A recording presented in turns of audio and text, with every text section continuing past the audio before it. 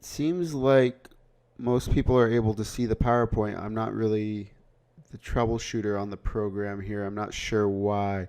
Maybe refreshing and trying to get back in. On my end, it shows that you should be able to see it, and it looks like some other people are able to see it. All that said, we're going to go ahead and get started. A little intro, about 30 to 40 minutes today, and we'll have a lot of time for questions today. Good. Glad to hear, Gary. The refresh worked. So today we're going to look over, for sure, 2 hand histories from the World Series and possibly 3 if we have time. I have 3 hands prepared. And we have a specific kind of goal in mind today with going through these hand histories. I have some students. People always ask me, I played this hand. What should I do in this spot? And the main, me coming up in poker as well, when I had a problem or I didn't know what to do in a spot, I would ask someone else. Or I would go on to, 2+2 forums and post the hands when you used to be able to get constructive feedback there. You used to be able to post a hand on 2+2 and get responses from like Ike Haxton and Scott Seaver, a bunch of good players that used to post on there all the time. That's not really the case that much anymore. And so the point I'm getting at now is, yeah, you can ask someone else and just take and copy their answer. But how do you know if they're right? How do you not know if they're just saying whatever? You need to learn how to figure things out on your own for a couple of reasons. One, you're not going to learn anything from just copying a strategy from someone. And we'll see that later today when we look at a hand in PioSolver. How I look at it, how I'm trying to learn from it. You need to learn about situations. You need to learn about the adjustments. You need to learn to understand the nuances and not just the end result. And knowing the steps that got you to that end result. And when you learn those steps, that's going to help you. It takes a little longer to do, but it's going to help you so much more in the future when a slightly different spot comes up. You're going to be able to solve that spot in real time because you've done the work, learned the steps, and know how to solve that problem. So in general, when I'm playing, and this is one of the biggest things with online poker, it's really easy. And I actually wrote an article, I'm not sure if it's been released yet, on why you need to have online poker in order to be the best in the world. And the number one reason is it's so easy to review your play with online poker. Now, whether you agree with the heads-up displays or not, I don't care about that. What I care about is being able to have my hand histories downloaded so I can go through all my hands and learn from my hands and easily have them to review. Live poker, it's a little different. I carry around a little notebook with a pen. Jonathan Little on his website has an article, I believe, we can post a link to it somewhere, on how he records hands down. I have my little format of how I record down hands, and basically any time that I have a hand I'm not sure about, I jot it down in my notebook. And I jot it down because I want it out of my brain. And a lot of times, a lot of people, they're not sure about a hand, or they think they made a mistake, and they think about that hand for the next 20, 30, 40 minutes or the rest of the day, and that's taking away brain power from thinking about new hands that come up. So writing down these hands, not only does it give you a chance to write down the details so you can review it later, it also gets it out of your brain so that you can move on and keep playing good poker the rest of the day. So today we're going to look at these 2, maybe 3 hands, depending on how long it goes, and we're going to kind of go in depth. So we know, how should you go about reviewing your hands? So first one is you want to have specific questions you want to have answered. So basically, like when I write down a hand, I'll ask specific questions. Like I'll write down the hand and they'll be like, should I ever raise the flop? What bluffs do I have on the river here? How thin can I bet for value, etc. I'll have different questions that I want to ask and what I want answered when I'm reviewing a hand. Second important thing is to look at the situation broadly and not just what happened in the hand. So you want to be looking at different situations. So Thank you, Ken. Ken just posted the link. Let me copy this really quick.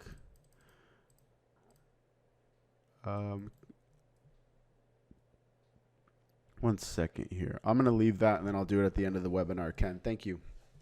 So what I mean by this, like adjusting the variables and look at the situations. Well, let's say how I look at the situations broadly. What I mean like that is, say you have a flop like Jack 10-5, and then the turn was an 8 in the hand, and you're not sure. I'm not sure what I should do on this turn card. Well, you're going to look at what you should do on that turn card, but also what do you do when the ace comes on the turn, or what do you do, on different turn cards? And we're going to look and show you how I do that. And then adjusting the variables. This is really important in like push fold spots, which we're going to look at one. We're going to adjust stack sizes. We're going to adjust the ranges, and we're going to show you how I go through like a push and fold spot, how I make my assumptions based on ranges, and find out what hands are profitable calls and which hands are not. So today we're going to be using two main tools to help review your hands. We're going to be using Holdem Resources Calculator. This is a paid program that I think is pretty essential for being a tournament player. I think it's a program, either this or ICMizer. They're both both Holdem Resources Calculator, which I will be saying is HRC. It's kind of the acronym that's commonly used for it. So HRC and ICMizer both kind of do the same thing. They're just kind of a preference. I prefer HRC because that's just what I've used. And then we're going to use PioSolver. PioSolver is obviously a very incredibly complicated program, but when we go through a hand later, I'm going to show you kind of how I use it and how I use it to not just blatantly copy the strategy that it spits out for me to do. I'm going to look at how I effectively use Pio to learn about situations and learn what kind of my general strategy should be in spots. So, Nate, to be honest, I'm not really sure if you're supposed to see everyone else's comments. I don't think you are, but I'm pretty sure you're not supposed to see everyone else's comments. I have this link that Ken sent. I'm trying to figure out how to copy paste it, but I will. I'm trying to see.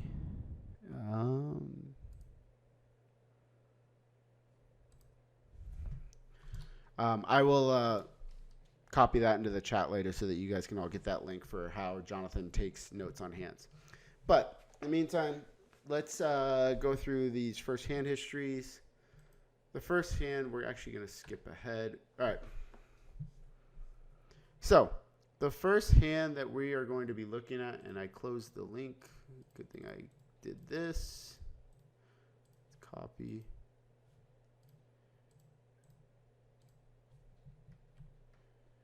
All right, so this is the first hand that we're going to look at for today. This is from the $1,000 No Limit Hold'em double stack last week. That had like 8,000 players or something like that. This is like a middle-ish hand into day two, maybe after dinner. We're in the money, well into the money. The blinds are 5K, 10K, and basically, I just put the effective stack in, which is 175K, which is 17.5 big blinds. So pretty basic spot. It's going to fold to this guy who moves all in for 175,000. There's actually a mistake here. He was actually in the low jack, not the high jack. So this player is in the low jack and moves all in for 17.5 big blinds. And it's going to fold to us in the big blind, and we have ace jack offsuit. So a couple things here. This player was very aggressive. He was a good player. He knew what he was doing. He was also a little spewy.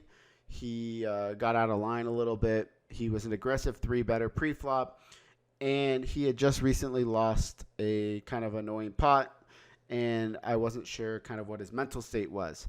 So basically, we have an aggressive player who's shoved all in now for 17.5 big blinds. My stack was like 210,000. So I have 210,000. Just barely covering them. It's basically for all my chips. And I need to find out if I should fold or if I should call here. And the questions I want to ask here are, one, is ace jack kind of in real time? What I kind of do here in real time is, and this is my thought process, is like, what would I do with one hand worse? So if I had ace 10 off here, what would I do? And I was pretty confident ace 10 off is a very easy fold. Ace jack offsuit felt like the borderline hand. And then if I had ace queen offsuit, so I go one above and one below, ace queen offsuit, I knew I would be calling. I thought ace queen offsuit was a very easy call. Ace 10 offsuit, a very easy fold. And so now I kind of have this middle-ish ace jack hand, which I'm not sure what to do with. Anyone else having a problem with the audio cutting in and out? So this ace jack offsuit, I'm not sure what to do with. Seems like Bob, it seems like everyone else is having, the audio is doing just fine. Maybe refresh, Bob. That might be the best bet. So basically, I ended up calling with the ace jack, and we're not even going to look at what his hand was. We're not going to look at what his hand was because it's irrelevant, but we made the call here with ace jack. So theme of this webinar, how do I find out if I made the correct call or not? So we've set up the situation here, and we are going to use Holdem Resources Calculator. This little program here. This is a cool little program. So Holdem Resources Calculator. I've already run the hand. I'll show you really quickly how we would do this.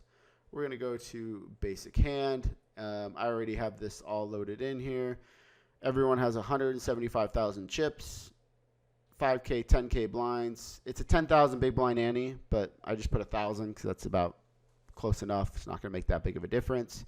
We're going to go finish here, and we'll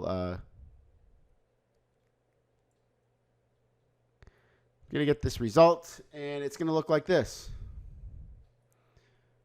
Jonathan, where you're asking is exactly where you asked me a question, where you typed, where can I ask the presenter a question? Just go ahead and type a question there, and I'll handle them all at the end of the webinar. So what this basic program does is show you every hand and the profitability of shoving or folding. So for example here, the under the gun player can shove these green hands. So for example, aces, when it says plus 5.15 big blinds, on average, aces are going to make 5 big blinds shoving here. With ace queen offsuit, he's going to be making about a half a big blind calling. Then some of these really marginal ones, like queen 10 suited, makes 0.02 big blinds calling. So I wouldn't be calling with that hand because it's really marginal. So what we're going to do here, the first step is I have this process that I use with HRC. So because everything we do is based off of assumptions. So we really don't know what hands this guy is shoving with. If we knew exactly what his range was, we have a super easy way to figure it out because we just plug in his range and then it spits out what hands we should call with and what hands we shouldn't call with. So this is the way that I go through trying to get the best range possible and to figure out the adjustments. First, we're going to look at theory. So the theory, these are the absolute, if he was playing like a computer and I was playing like a computer, this is what would happen. So cutoff, hijack, low jack, so MP2. If he was playing like a computer, he could shove in with like pocket fours or better, ace 8 suited. This would be the range that he has. So this is every profitable shove that he has. You see threes here. It's doing like 42% of the time because it's a 0 EV shove. These are all profitable hands to shove with. And then in theory, we click on the down arrow because he's raised to 174,000. And we go to big blind. And these are the hands we should call with. So ace 10 suited or better, ace jack off or better, king queen suited, and sixes or better. So those are the hands we should call with in theory if we were two computers playing against each other. So here, ace jack off would make 1.2 big blinds when we call. That's a very big edge. Generally, in a tournament like this that's very soft, I'll probably take everything that's above like 0.4 or 0.3. So Excuse me. Basically, pocket sixes are better. I'm going to call with. I'd probably just call with every hand here in the green. King, queen suited's kind of close. Probably call with. But this is the theory, okay? So in theory, these are the numbers. So we have that one. Now we're going to go with the worst case scenario. So what we're going to do is, so we know in theory ace jack off is a very easy call. In theory, though, he's not shoving all these hands. This isn't how he plays. No one plays exactly like the computer. So we need to adjust the ranges. And first we're going to adjust them to the extreme one way or the other. So worst case scenario would be he shoves extremely tight, and we overestimate how he's shoving way too tight. So first, let's look at that. Let's take out aces, because no one really shoves all in for 18 big blinds with aces. They're normally going to make a small raise and try to induce someone to go all in. Same with kings. We can kind of safely assume that he's not doing it with kings, but let's say he's doing it with queens. This is the worst case scenario. So worst case scenario, he doesn't shove any of these small pairs. Let's say like pocket eights are better. He never shoves these marginal, let's take out ace 10 suited, king 10 suited, these suited broadways. So we're giving him a really tight shoving range here. Let's give him something like this. Eights plus, eights through queens, king, queen suited, ace, queen. So we're just trying to give him the extreme range. So we give him that range. We go back to big blind, which is us. We click best response. So now we can see how our range has changed, and ace jack offsuit is a really, really, really bad call. We're losing almost 4 big blinds calling, so we obviously should be folding that. Even ace queen suited is break even. Ace queen off is severely losing. Basically, even nines is like, we're probably call with nines, but it's not doing that well. Tens plus ace king is now our calling range. So yeah, we've looked at it from that point of view, and now we think, okay, ace jack off in that point is a very easy fold. Where did I run it here? So now we're going to look at the best case scenario. So the best case scenario would be, let's make some adjustments on his range. So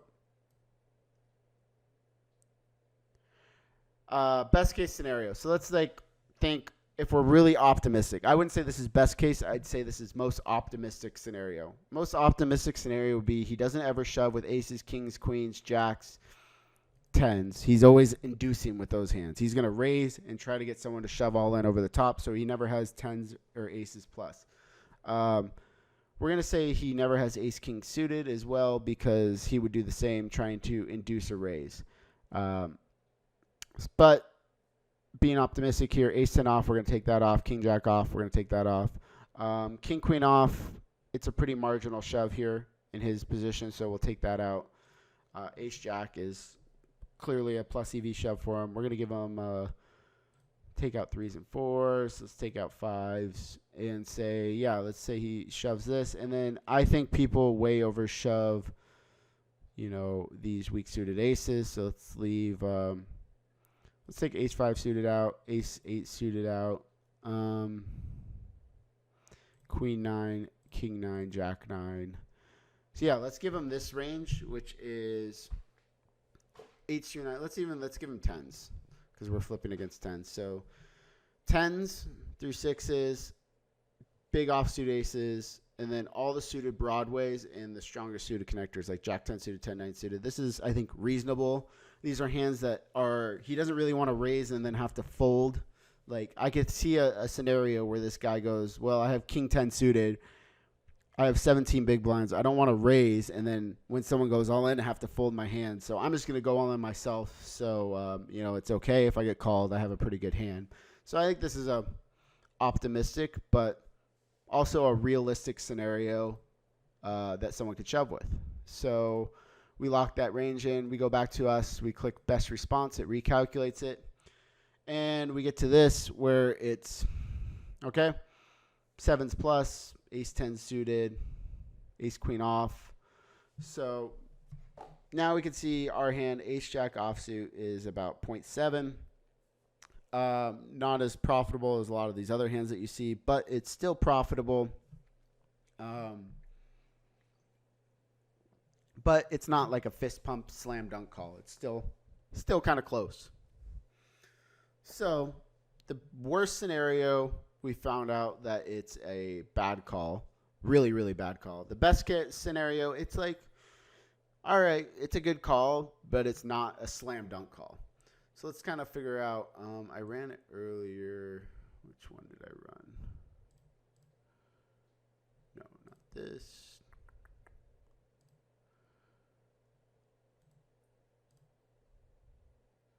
Okay, so this is the range I kind of settled on. I gave him king queen in this one. Sure, let's just go with this. So this is kind of a range that I gave him. And best response. So this one is the main difference with this one basically is the king queen. Let's take that out really quick and let's see. Best response. So yeah. So you see how I'm kind of just playing around. When we took out king queen, it went from when we give him king queen, it goes to ace jack is a 1.16, so a really good call. It's winning over a big blind. And at MP2, if we take out the king queen, then it's not only now it's like almost a 0.5 difference. It doubles in value. So we always want to be conservative. So we're not going to give him the king queen. And even if we start to take out some of these like queen 10 suited, king 10 suited that we're not sure if he's shoving or not, it'd be pretty optimistic. Ace jack here is pretty break even at like 0.3, 0.2. So basically what I figured out now is ace jack is somewhere between a really, really bad call and a okay call. It's never a, wow, this is an amazing hand to call with. Ace queen, as you can see here, like in this scenario, ace queen is 2.55, which is like a fist pump, have to call every time. So there's a big difference here between ace jack and ace queen because ace jack only dominates a few of the suited aces that he shoves, but ace queen dominates all the ace jacks that he shoves. So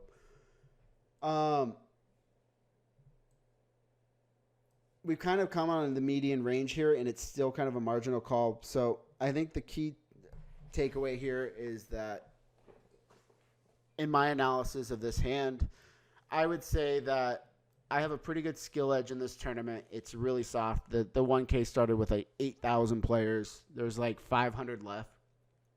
I heard a really good quote from Matt Berkey last week on a podcast. And I've always known this in my head, but just hearing stuff again just reiterizes it. And he kind of made a point about when they were deep in a tournament and he felt like one of his friends kind of made a mistake.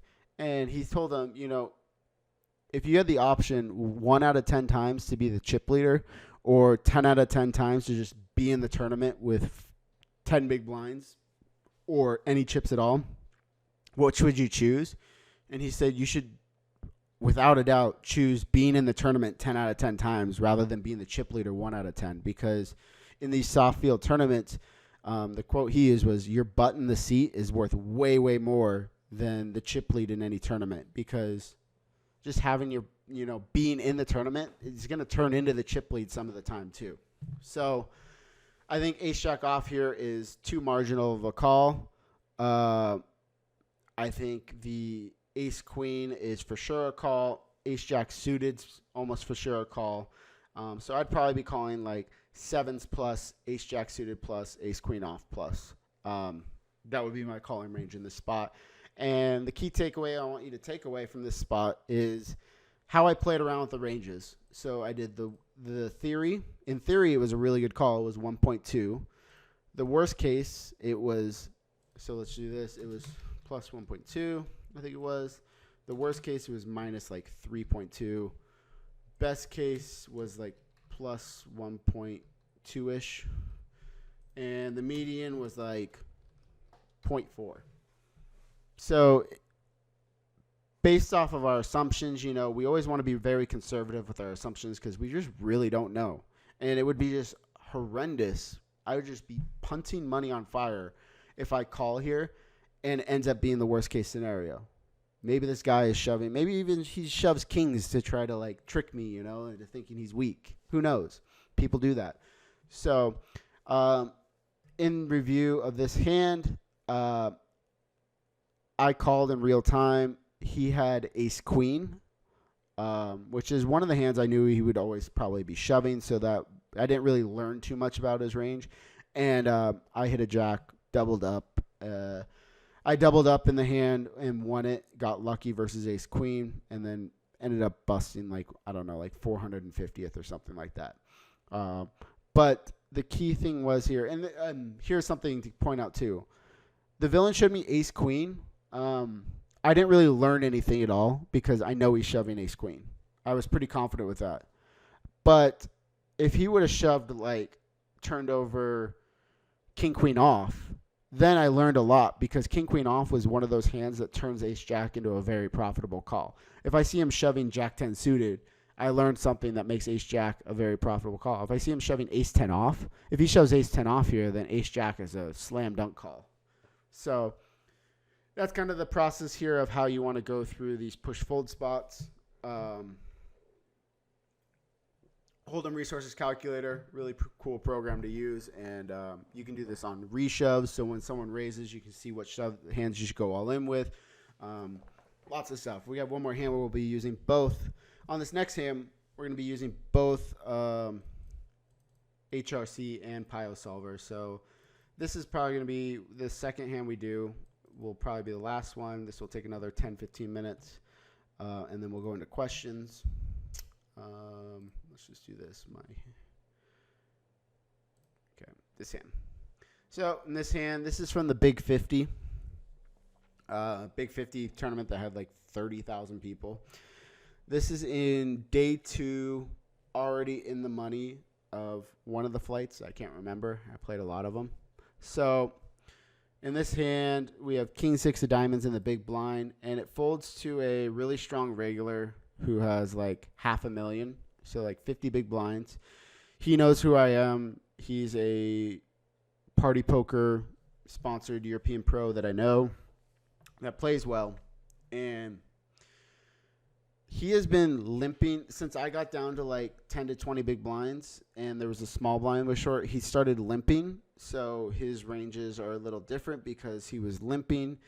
And this hand he raised to 20,000 on the button. Small blind folds, and it's on me with the king 6 of diamonds in the big blind. So king 6 of diamonds, big blind, facing a min raise. We're never folding. But I didn't know if it was best to go all in pre-flop here or to just call. And I think it's really close. And in real time, I remember thinking it was close. So, like I said at the beginning, first we have some questions. And the first question that I have in this hand, should I be shoving or calling pre-flop? And we can kind of use Holdem Resources Calculator again to figure this out. So this is this hand in Holdem Resources Calculator. Basically, we go to Advanced Hand.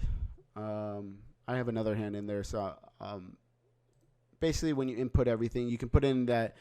So the button raises to 20,000 right here. It's raised to 20,000. And we have two options. Call 10,000 right here or 3-bet all in for 150,000. These are our two options. So this is the range that it says the button should be raising. So first we're going to go through theory because that's what I do in these practices. So in theory, it says the button should be raising 34.4% of hands. And this is a key part that I've talked about in short stack spot.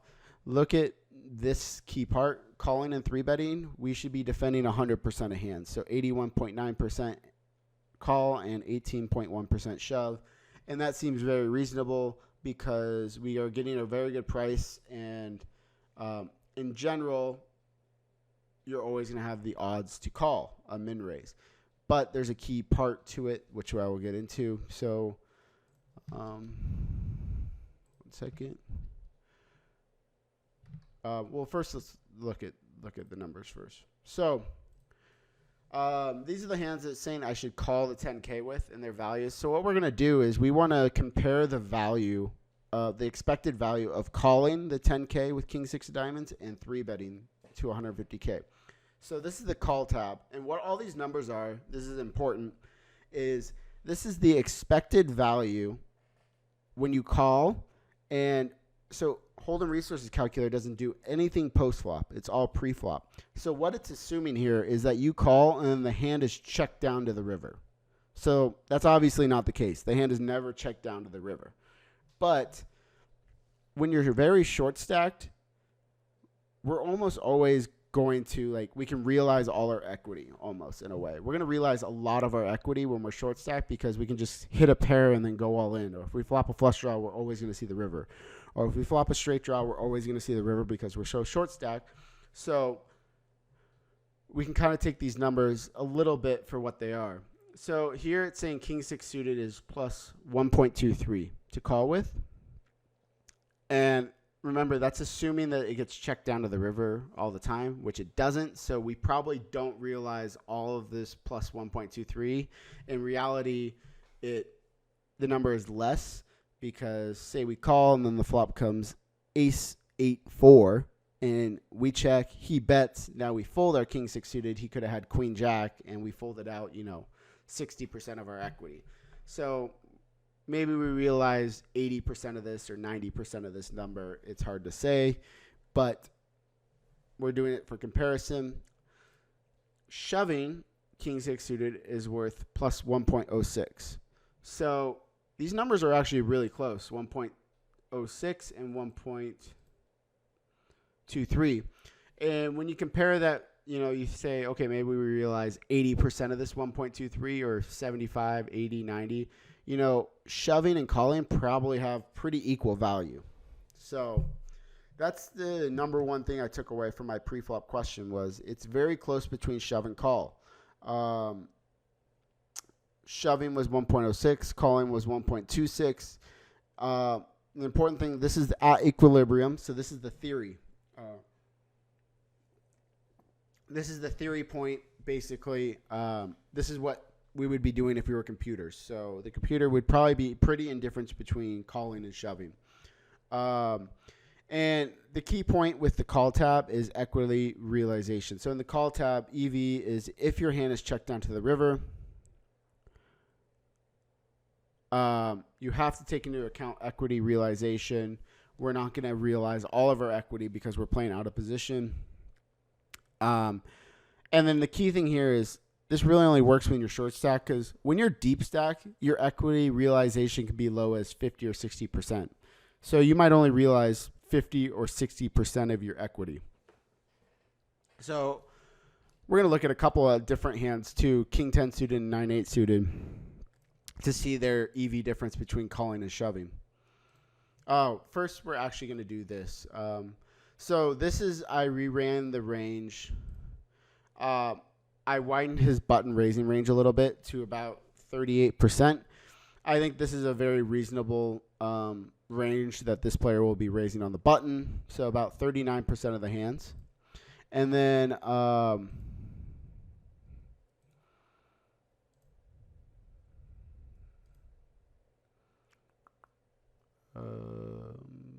here we go. And then the key one here is, this is the hands that he will call or shove with. So, key thing, I took out 4s, 3s, and deuces from his range because I think he just open shoves those hands. 'Cause they're way more profitable to just open shove. So when I shove all in, I think he calls with pocket 5s or better, any suited ace. I think he might fold some of these weaker offsuit aces. Oh, yeah. I think he folds some of these weaker offsuit aces. As you can see, they're pretty bad calls versus my shoving range. This is the range I said that he calls with. So he folds like some of these King 10 off, Queen 8 suited. So this is the range he calls our shove with. And then now this is the range that we should be kind of shoving with. King 6 suited is about 1. making 1 big blind, and calling, it's making about 1.4. So calling's looking pretty attractive here with the king 6 suited. The one of the key things I want to point out here before we go in, because this hand goes post flop and we're going to start to use PioSolver. The hands that are super profitable, they're just way more profitable to shove. We're always going to shove them. So like all these pocket pairs, big suited connectors, big suited aces, offsuit aces, they're just really profitable shoves. So we're going to take that spot and shove. The hands we wanted to look at, king 10 suited and king 9 suited. Let's look at the EV difference between calling and shoving. So let's look at 9-8 suited. 9-8 suited calling is worth about 1.17, and 3-betting is worth about 1.17. So the shove and the call option on 9-8 suited are equal, and the reason is because when we shove with the 9-8 suited, he's going to fold a lot of these 9s. He's folding king 9 off, queen 9 off. We fold out a lot of hands that dominate us. Also, all these 8s that dominate us. So shoving these 9-8 suited is really good. It's way better than calling because you fold out hands that dominate you, and even when you get called, you still have really good equity. And that's one of the biggest properties. When you're trying to decide, should I go all in or should I just call with a hand, there's a few questions you should ask yourself. It's one, can I ever get called by a hand that I dominate? So can I be called by a hand that I dominate? 2, can I get a hand that dominates me to fold? So for example, if you have 9-8 suited, can you go all in? Will ace 9 fold or king 9 fold? Well, in this case, 10-9, jack 9, queen 9, king 9. You get a lot of hands that can dominate you to fold. And then the final, does my hand perform well in an all-in situation? Yeah, 9-8 suited performs pretty well when it gets called. It's doing pretty well against hands like ace queen, ace jack, ace 10, king queen suited, etc. It has pretty good equity. King 10 suited is another one we wanted to look at. That's kind of the break-even point, I think, of calling and shoving. So calling is worth about 1.78, and shoving is worth about 1.71. And king 10 suited starts to get to the point where you don't get any dominated hands to fold. Like you can get king jack offsuit to fold, I think. King jack off, is that calling? King jack off's break even, so it might be folding to your shove. So that's the one hand you can get to shove. But yeah, you can kind of play around with this a lot. I don't want to spend too much time on it, but always keep in mind what dominated hands are you getting to fold, what dominating hands are calling you, and how well does your hand perform. So in this spot, we did call, and the flop comes 10-6-4 rainbow, and we're going to go into PioSolver now to try to get a general idea of how we should proceed post-flop now in this spot. Actually, first let's do... So, yeah, actually, we'll just go right into here. This is the setup. So basically, we've taken everything from what we just learned in HRC. This is our range. We're going to be shoving with all these weak, stronger ace X's. Every pocket pair we're shoving with. And then I just gave us halfway on all these kind of hands that were indifferent on shoving or calling. And then everything else I just gave us a call. I gave us 100% of hands. As we saw in HRC, it's pretty, we could probably fold out some of this trashier stuff. I probably should have taken some of that out, 8-3 off, this bottom part of the grid. I probably shouldn't have that in there. That's probably a mistake by me. It won't change a ton. In position is that same 38% range that we gave them. Starting pot is 55. Effective stacks are 110. So a 2-to-1 SPR. And then we have various bet sizes that we gave them. In position, you bet 20% or 45% on the flop, 25, 50, or 75 on the turn, and 40 or 80 on the river. We're going to have some raise sizes. And then out of position, we can donk lead the flop for 25 or 50%. We have some bet sizes, bunch of different options. And this is what has been formulated First thing I always use on PioSolver, we talked about it in the last 2 webinars, equity. So we have about 41% equity on this flop, and in position has the remaining. So about 58%. We can look at EV. In position is getting about 35 out of 55. We're getting back about 20 out of 55. And then the second strategy the second thing that I always look at is the Range Explorer. And you saw this tool last couple times on my webinar, and I think this is extremely important to figure out strategies. Actually, first let's look through our basic flop strategy. I did include a lead because, and this is kind of what I thought, when the SPR gets shallower, we're at an SPR of 2 here. We do start doing some leading into the pre-flop razor here because we just don't get punished, even though we have a weaker range and we want to have some protection. When you're short stacked, it's all about protecting your equity. So we'll look through this really quick. As you can see, we can do some leading with some of our 10s. What do we do? Some 6s. King 6 suited, our hand is actually led some of the time. So as you can see, we lead some of our stronger 6s and some of these 6s with a backdoor straight draw. For 4s, we're checking almost all of our 4x. So we do some leadings with 6x and 10x, and then it looks like we lead some of these straight draws like 8-7, 7-5, 5-3 suited, ace-3 off. So we do some leading with some of this stuff. So that's keep in mind that we can do some leading here. So that's one takeaway that I would take away from this, is that we can definitely do some leading. But this is what happened to the hand. So I checked, and this is the imposition strategy. So first question I wanted to ask myself was, now, what does the flop imposition check c-betting range look like? And then it was, do I ever lead the flop? So do I ever lead this flop? Yes, about 20%, about 15% of the time it looked like. And then now we're going to look at, what does the flop imposition c-betting range look like? So as you can see, he's betting about 70% of the time. In terms of sizing, I gave him 20% and a 45% sizing, and then the all-in sizing, which is pretty much never used. So, and as you can see, in position is betting 20% pot about 62% of the time. So he's pretty much only betting a 20% strategy, which is kind of what I thought should happen in game. And as you can see here, it's betting pretty much. So I always like to go by the pair. So every 10 is betting.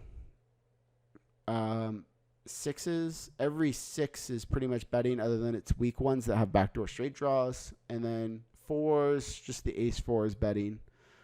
And then what is it doing with some of these straight draws, like 9-8, 8-7? So the 9-8 and the 8-7s are checking back a decent amount, and that's because they don't want to have to bet call off if I check shove this flop. Like 5-3 doesn't have 5s and 6s, or 5s. Key thing here is in position is checking back 10s and 6s. And you'll see why it has it doing it on the next thing and what I did on the turn.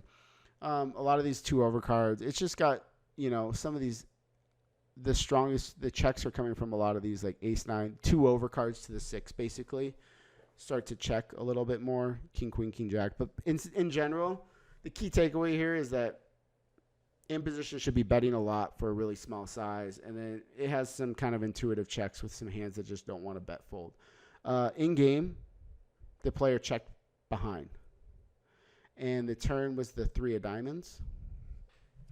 And this is now kind of my strategy now on the turn that Pio calls solving, and this is really interesting and way, way, way, way different than I would have thought to do in game. So I should have had one of my questions is, what does my turn strategy look like? And here we see, basically we bet everything for various sizings. The sizings I included were 25, 50, and 100, and then the all-in sizing. So it looks like predominantly it's using like the 50% and the 100% pot. So Yeah, we're betting pretty much everything other than like these queen jack, king jack type hands. The king six suited is pure bet between 28 and 55, which is the 50% or 100% sizing.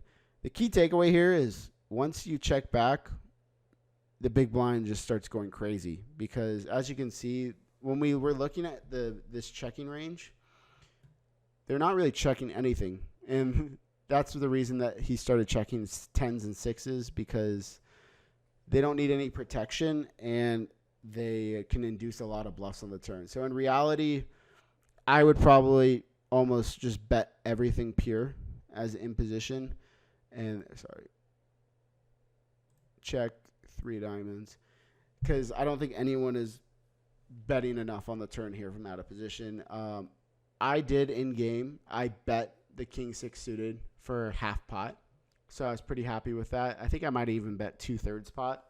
So I was pretty spot on that I should be betting my king six for protection and for value to set up a shove on the river. So key takeaway here is that we should just be blasting away here on the turn once it goes check, check. I knew my hand was a bet, but I didn't know I should just be ramming it in with like hands like 9-3 suited for protection and value, the 9-4 off, 10-4 off, even like queen 8 off here we should be bluffing a lot with. King 5 off we should just be bluffing, going crazy with. Like we should just be going crazy on this turn card in a general strategy because we look at the equities. We have an equity advantage once it goes check, check. We're at 52%. So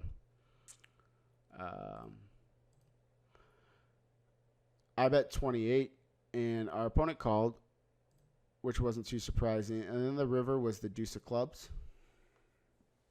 So this is another surprising one. Again, we're just supposed to go crazy on this river. We have the shove, bet 80% and bet 40%, I think it is. Bet 40 and 80. Yeah, bet 40, bet 80, and bet all in, which is the betting all in would be like 3/4 pot. King six suited, it says is shoving, and I was confused if it's shoving as a bluff or for value. And I found out it's shoving for value because when I shove here, in position is supposed to call with hands like 7-6 suited, 8-6 suited, ace 4, king 4, ace 3, ace deuce. Like it's calling with a lot of hands. He's even, in position is even supposed to call with ace king through ace jack some of the time. And this is a key point that this is a key point I want to point out when you're using a program like this. And this is like how people misuse this program and make big mistakes. I would never shove king six suited for value here because in the real world in game, I don't think anyone's really calling here with like the 7-6, the king 4, the ace 3, the ace, all these weak pairs, ace queen, ace king, ace jack. No one's calling with that ace king, ace queen, ace jack. Barely anyone is like calling with these hands. So shoving with king six suited is kind of a disaster on this river because you just don't get called enough for value. So basically, we've seen how aggressive out of position is supposed to play, and in response, in position is just calling a ton on this river. In reality, what happened though, I didn't shove. I was pretty confident that now on the deuce, I was going to shove a lot of rivers, but on the deuce, a lot of my bluffs get there or make a pair or make a straight now. And so I just didn't think I was going to get called very often. So that was my thinking of, like, I didn't think I would get called by 7-6 or ace 4, king 4, the hands that PioSolver is calling with. I don't think it's happening. So I checked, and now the in-position player went all in. So, we'll pull it up here just so you can see the action now. It went raise, call, check, check. I bet. He called. The river was the deuce. I checked, he shoved, and I folded. That was what happened. So now I was concerned about, on the river, should I ever be calling? And let's look at this strategy to see, like, I thought he could have hands like aces, kings, and queens. Those hands make sense that he wanted to check back. Tens and sixes make sense that he wanted to check back. Pocket fives makes a lot of sense. 9-8 and 8-7, those are the hands in game I thought were his bluffs for sure. He almost for sure has those, and he never has the offsuit combo. So there's 8 combos of bluffs he could have. Maybe the 9-7 too, that makes some sense. The check back, call river. But I just don't think he ever ends up with these queen 7 and jack 7 suiteds that Pio calls the turn with for 2 overs to the 6 and a gut shot. I don't think he calls with those. I don't think he shoves the king 4 suited, ace queen ace. Like, I don't think he ever finds this ace king bluff or these fractions of ace queen ace jack. So basically, I don't think he's bluffing enough here on the river, and I think I have an easy check fold now with the king 6. Couple of takeaways here. One, in position should be very aggressive on this flop for a very small sizing. So we've looked at a lot of complicated stuff, and now I'm going to just boil it down to a few key points that I learned in this hand review. In position needs to be very aggressive, and he's just using like a 20% sizing. Once in position checks back, big blind can just go crazy on any card basically on the lower half of the deck. This is a cool turn. This is the run out grid. So this shows every turn card and what should we be doing. And you can clearly see here, any turn card below a 9 or a 10, especially these deuce, 3, 4, 5s, like we just get to play very aggressively on as the big blind. And then ace, king, queens, and jacks, we just always are pretty much checking with our range. But as you can see, like the bottom half of the cards are much better for us. Like out of position equity. This is where you see like we're going to have an equity advantage on basically all these small cards. And then the big cards are really bad for us, like the aces, the kings, the queens. These reds are really bad turn cards for us. Yellows are better turn cards for us. So on these low turn cards, after it goes check, check here, we can kind of just go crazy with everything. And then on this river, against certain opponents, like you could go really, really thin for value, as thin as a hand like king 6 suited. And then as you can see, you can just start bluffing like crazy. And you're supposed to be bluffing like crazy here because as you can see, like when we shove here, he's supposed to call with king 4 and ace 3 and ace deuce. And I just don't see that happening. So like an adjustment I would be making here is I would be probably over bluffing in this spot and not value betting a ton, because I don't expect my opponent to call a lot here on the river. So I would actually be really imbalanced and just be shoving a ton as a bluff. So like even like a hand of jack deuce, I'd start just shoving it as a bluff or checking it. Like 9-5 suited for sure, or that's a straight now. 9-7, the 9-7, 8-7, 9-8 for sure shoving. The what other? See, this is where it gets hard, is because we don't have a lot of bluffs on this river. Everything we have a pair now. So like jack 9, queen 10 off, or sorry, queen jack, queen 9. It's really hard to find a lot of bluffs here because we have a pair. So you either have to start turning a lot of pairs into a bluff or just start shoving for value really well. It's a really interesting spot because of the run out on this board. And I want to do a little more in-depth research on this hand still a little bit. We're going a little bit long. So, but yeah, the key part of this, we got a little technical. The key part of this was how to use some software to analyze hands and find the answers for yourself, because finding the answers for yourself is really, really important to developing your poker game and strategies in other spots. So now I just know, like, on those check spots, how aggressive I can go as a short stack. I can just go for it a lot. And then on the shoving, the first hand I learned a lot on the closeness between calling and shoving pre-flop. And then in that ace-jack hand, I learned a lot about, that's one of my weaknesses. I think I call those shoves a little too light. There's 15 to 17 big blind shoves. So I think I should have folded the ace-jack and gone with ace-queen or better. So summary, Holdem Resources Calculator is an essential tool. You really need to be on these shove, call, fold spots on the short stack. Pio work. Don't try to blindly copy the strategy, but just try to understand it. Use the Range Explorer and equities. And then homework. This is what, if you want to take this to the next level, take 5 to 10 all-in and fold pre-flop spots from either live poker, online poker, doesn't matter, and analyze them through Holdem Resources Calculator or ICMizer or whatever program you use. And, adjust the ranges, play around with it, and come with the best assumptions and learn kind of what the borderline hands to call with are. Change the stack sizes around, see how that affects things.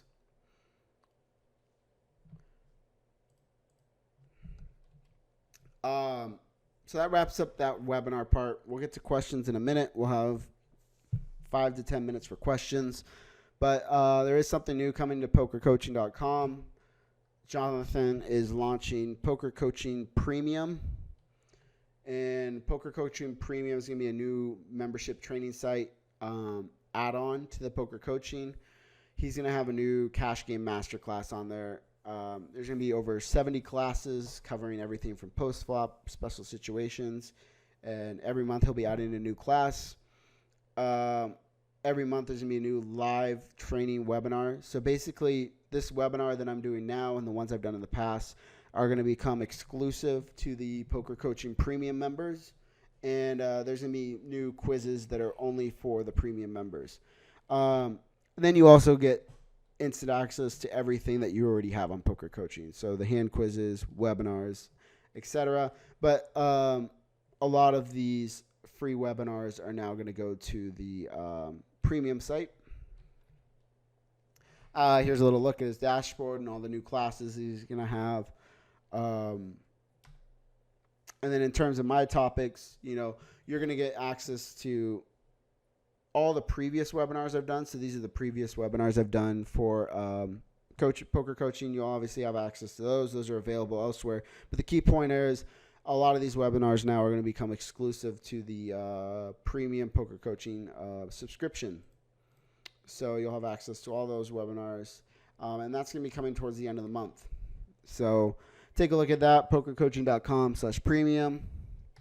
As always, if you want to try out your free trial, if you're just coming on here from, if you heard about this on Twitter or social media, if you want to start your free 7-day trial, check out pokercoaching.com. You can sign up for a free 7-day trial right now. And yeah, let's get into some questions. I know we covered some complicated stuff. I hope you were able to digest that well. Let's get into this question. So someone said earlier, if you go on YouTube, you can just type into YouTube, Jonathan Little Poker, how do I take notes at the table? And Jonathan has on YouTube, Jonathan has how he takes his notes at the table for his hands.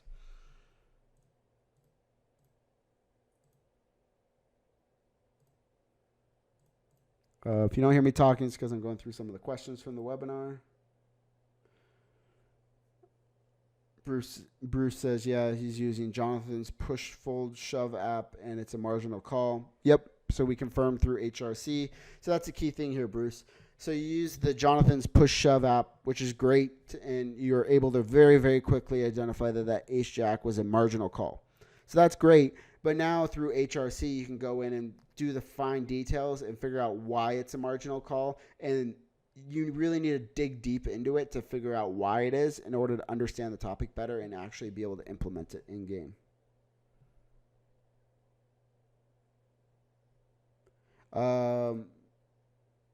Ken, if there are 2 all-ins ahead of you, will that program work too? Yes. You can it's just a constant drop-down menu. So you can go through and do everyone's all-in front of you.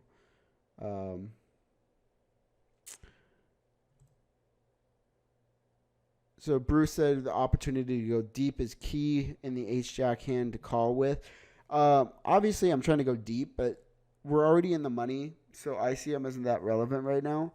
and I'm just trying to maximize chips.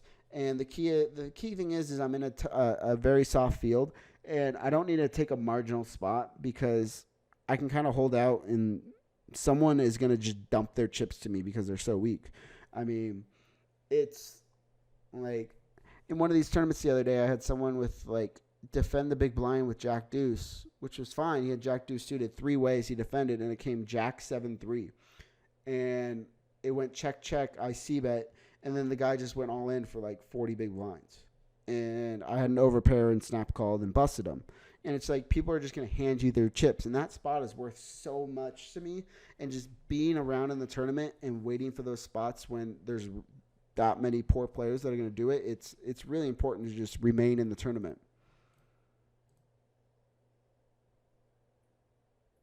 Nate, so you talking about the king 6 of diamonds. If you think it's that close, you got to shove there for max value. Real time, I call though. So it's not about shoving or like getting max value. Getting maximum value for me there was actually calling, is because calling has a higher EV than shoving.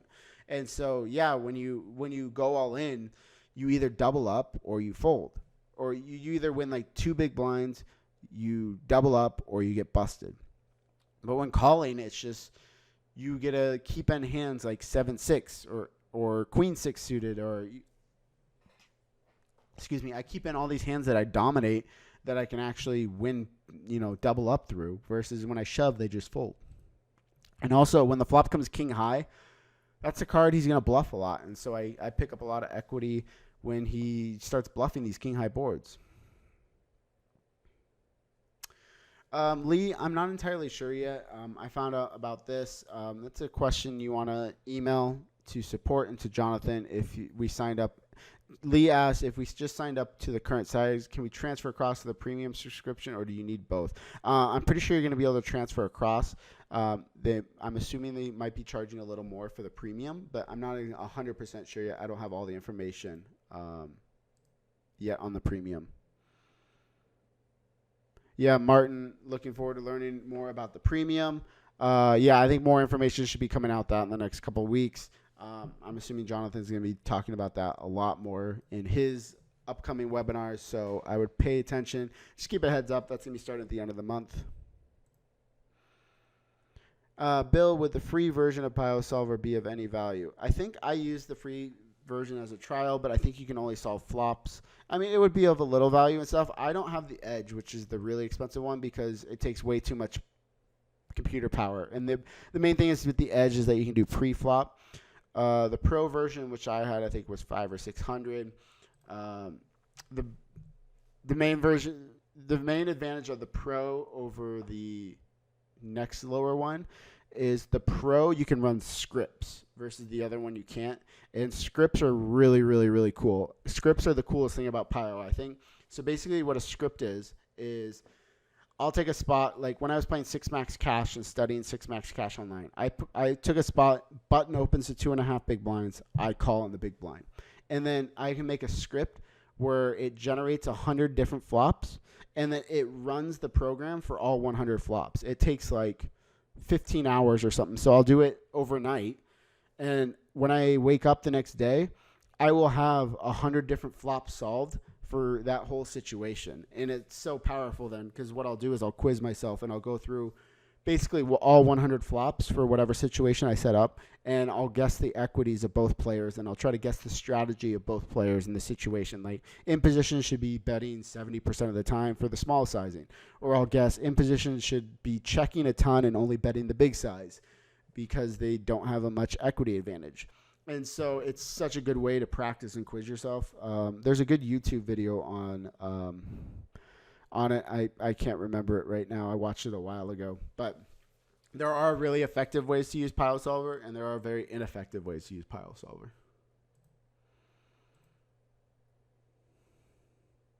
So, Dimitar, your question, I've browsed through PioSolver's site, and I've seen there are different products starting from $250 to $1K. Which version do you recommend? I kind of just touched on that.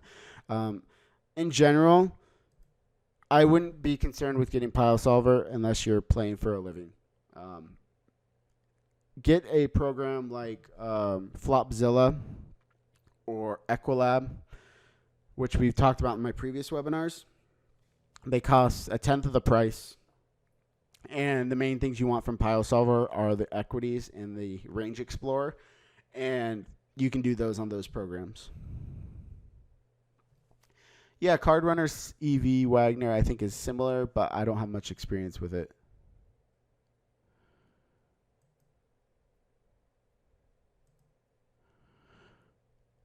I just exited out. Someone asked, so will poker coaching members not have access to these webinars? I believe what's going to happen is there's going to be separate webinars for the premium and the regular, but I'm not 100% sure yet. I haven't been given all the information yet from Jonathan, so I would just keep posted. I'm sure there's going to be emails about it. There'll be a lot of information, and you guys will get cleared on that fine.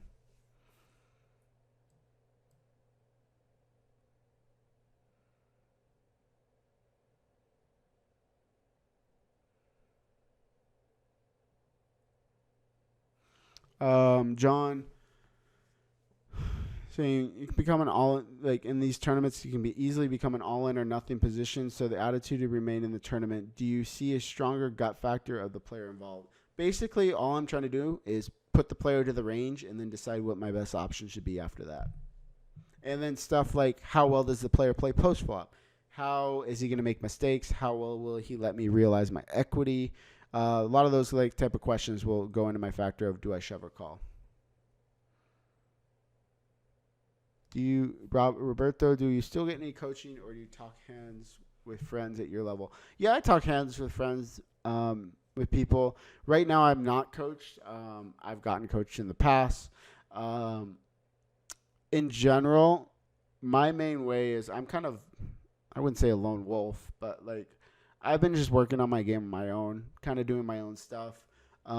It's really hard to find other good poker players that have really good work ethics. There's a lot of really smart poker players, but it's hard to find ones that have good work ethics, and then also ones that like I've worked on this a lot, and I used to be very poorly at explaining what I'm thinking in poker, and maybe I still am. I've gotten a lot better at it though, I think. And so there's a big difference between being a really good poker player and being able to explain your thoughts in poker well.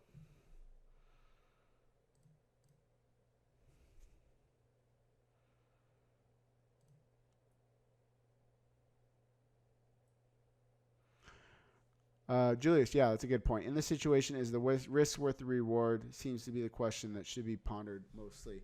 Yes, and then the main question I ask myself is that with King 6 suited, if I go all in, does he fold any hands that I dominate? Yeah, he holds some, stronger kings than mine, and he might fold like A6 off. Versus if I just call, I'll ask myself, do I keep any hands in that I dominate myself? And so those are two really key points because those are how you double up or how you get stacked is, when you both flop a pair, your kicker. Yeah, Dan, the premium, though, should be some more information here in the coming week, I would think.